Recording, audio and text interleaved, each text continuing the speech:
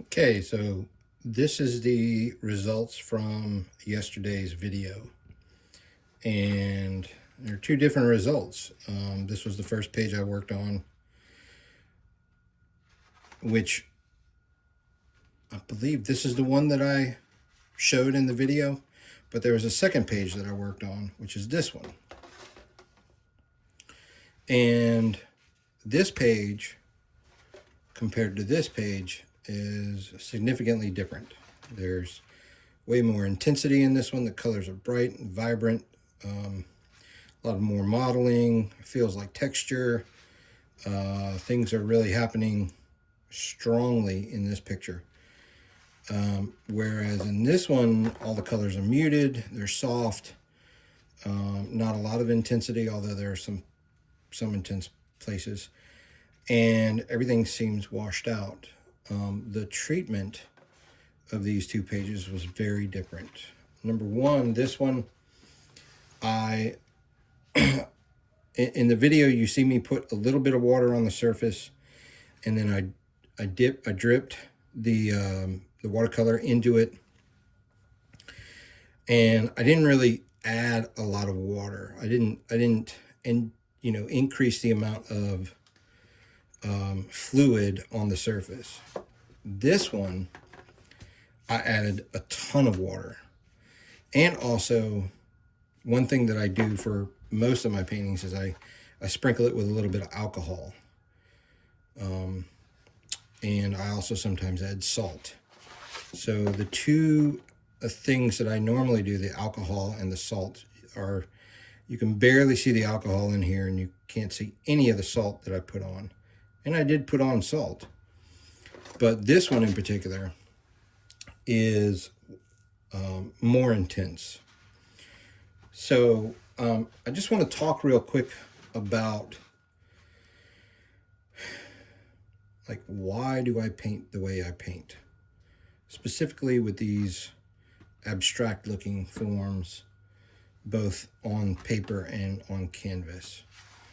And essentially it comes down to, I have really deep questions about reality. I'm not convinced about the argument either way from a lot of standpoints. And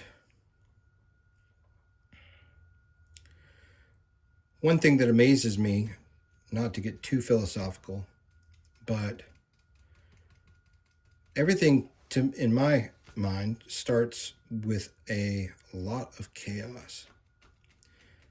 And this chaos slowly builds up to a pattern. And the pattern is recognizable. And then we give meaning, symbolic, literal, to these recognized patterns. And so these paintings are a little bit of play, but they're also playing with the idea of the birth of information in our perception of chaotic patterns. I'm not really ever shooting for, I don't want to say ever. A lot of the times here lately, I don't try to push these images into a specific thing. I used to really focus on landscape. That still interests me, and I may do more in the future, but currently I'm just not worried about that. Right now I'm really focusing on the idea of letting chaos happen and responding to the chaos. So what is my end goal to the paintings? My end goal is essentially, when I look at the picture, I have a experience in which there is no part of the picture that screams out at me, hey, I'm not right in here, or hey, I'm a little off, or this doesn't work well with what's beside me. I don't know how else to explain it other than that way. But I look for comfortableness at the end of the process. So when I'm working on things and my canvases get to a state of comfort for me, I stop.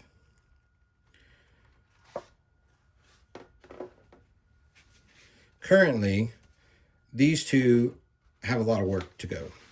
Let me show you a canvas in which I have a really strong feeling of comfort with.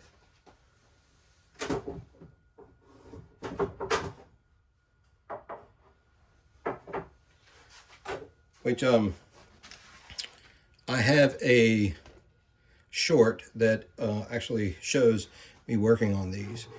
This one in particular has a really comfortable feel for me. Everything about the image for me works. It does not feel as if I need to do anything else to this picture.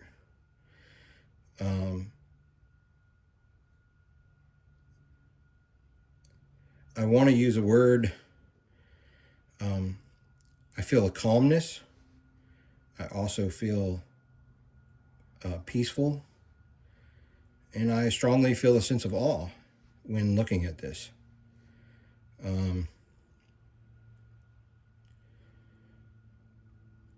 I really like the interaction between the process and the working on the process and letting it dry and then looking at what is finished and getting to this point.